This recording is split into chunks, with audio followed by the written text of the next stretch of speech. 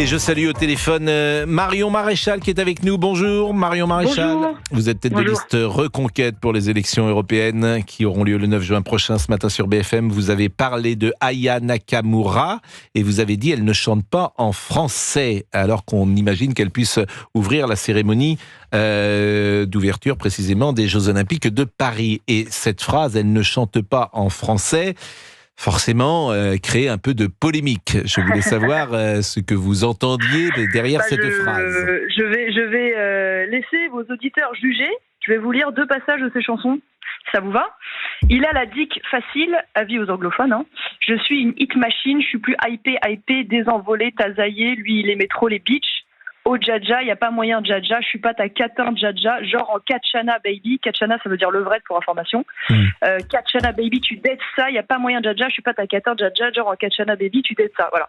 Donc oui, je vous le dis, c'est pas la vie en rose d'Edith Piaf. Hein. Non, mais voilà. C'est pas là où vous avez raison, c'est pas François Villon non plus, c'est pas Baudelaire sans doute, mais c'est un Français qui aujourd'hui est, on peut considérer une forme de poésie, disons-le, avec des mots. Moi, pas du tout. Non, mais on peut considérer. On peut considérer.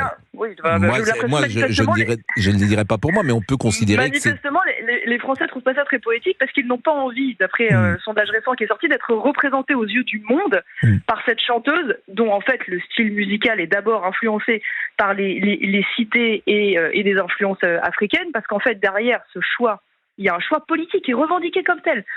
Emmanuel Macron a envie de dire au monde qu'aujourd'hui, le visage de la France, c'est celui de la France multiculturelle. Ce n'est plus celui d'une nation avec ses racines chrétiennes de culture européenne. C'est d'abord celle issue justement de la banlieue, des cités, avec toutes ces influences extra-européennes. Et c'est exactement le message qui est envoyé. C'est le même message qui est envoyé à travers l'affiche des JO.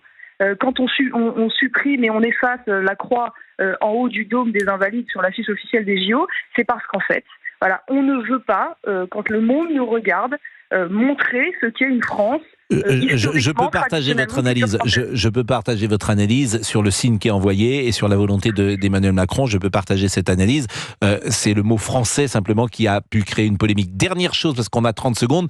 Qui, selon vous, incarnerait aujourd'hui chanteur ou chanteuse le mieux pour ouvrir les Jeux Olympiques ? Alors, je rebondis juste sur une chose. Par ailleurs, cette chanteuse a quand même été condamnée pour violence conjugale. Permettez-moi de dire que si ça avait été un homme, quelque chose me dit qu'il n'aurait jamais pu représenter la France à ce type de représentation. Maintenant, vous savez, il suffit d'écouter ce que disent les Français eux-mêmes dans le sondage. Ils proposent des solutions alternatives. Ils parlent de Florent Pagny, ils parlent de Jean-Jacques Goldman, ils parlent de Carla Luciani. Enfin voilà, il y a très beaucoup bien. Écoutez, 3 noms qui sont cités. Comme il est 12h50, qu'on est très en retard, je vous lance une invitation en direct. Ce serait bien que vous veniez sur Europe 1 et vous l'aviez fait d'ailleurs, c'était très intéressant, et d'échanger avec les auditeurs. Qu'est-ce que vous en pensez ? Avec grand plaisir. Écoutez, votre date est la nôtre, si j'ose dire, Madame Maréchal.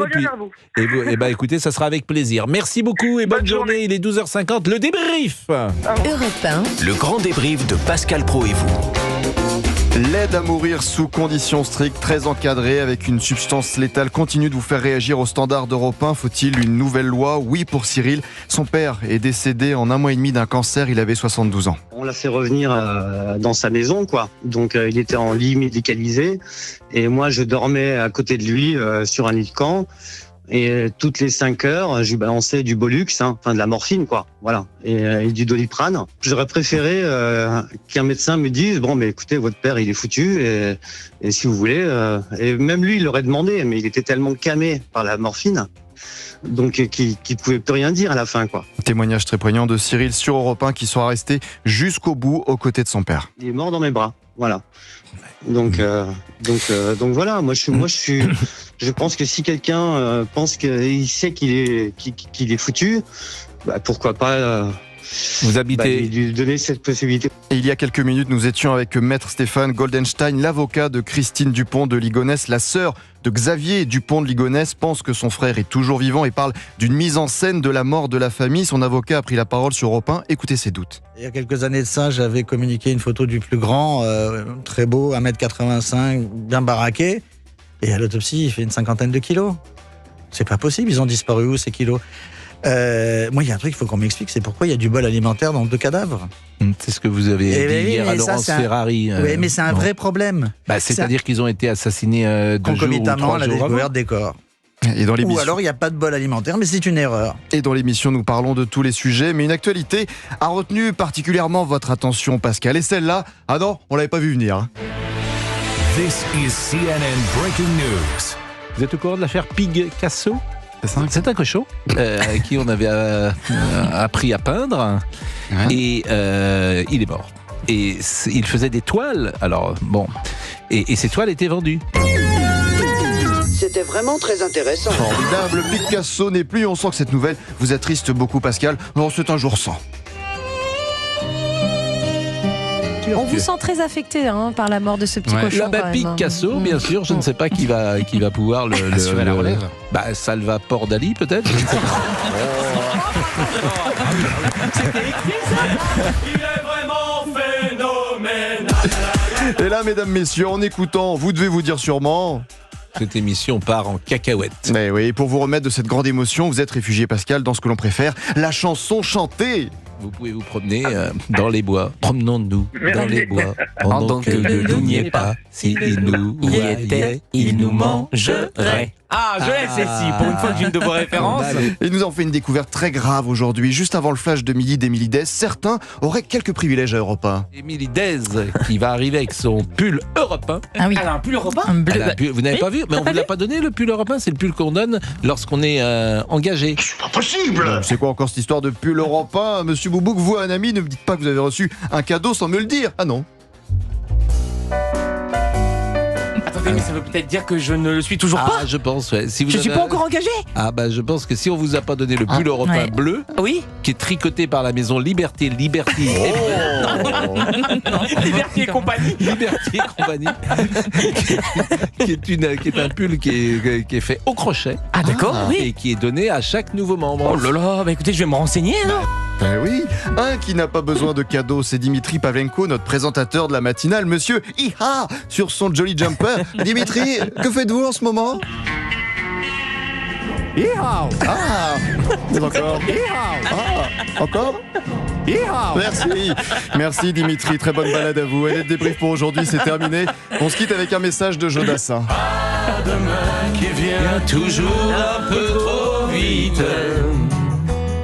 Aux adieux qui quelquefois se passent un peu trop bien.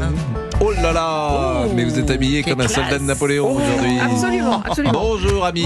Bonjour. Qu'est-ce qui se passe? Allez à tribord. À tribord. Capitaine. Capitaine. Black. Oui, écoutez, Albator, Ah oui, Albator. totalement assumé.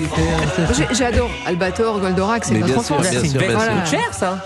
Non, je ne sais pas, c'est un cadeau. Moi, vous connaissez ce mot extraordinaire, je n'envoie plus rien à l'abbé Pierre parce qu'il ne le porte jamais.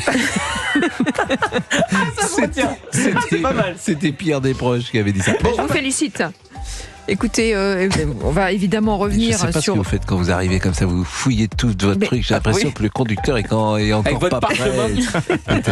Comment? On va C'est un revenir. parchemin. C'est un parchemin. Alors, je serai avec Jean-Claude Dacier et Olivier d'Artigol dans la deuxième partie de l'émission. Jean-Claude Dacier. On reviendra Olivier sur d'Artigol. ce Et député, parlez- Oui. le député Renaissance, Charles Rodwell, donc, qui a fait part ce matin de son opposition à titre personnel sur le projet d'aide à mourir dévoilé par Emmanuel Macron hier. Voilà, on parlera évidemment de l'Ukraine, la stratégie de la majorité. Vous parlerez de Picasso? Non.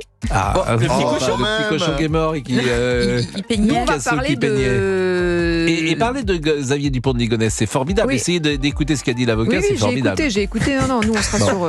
Parlez- sur ce-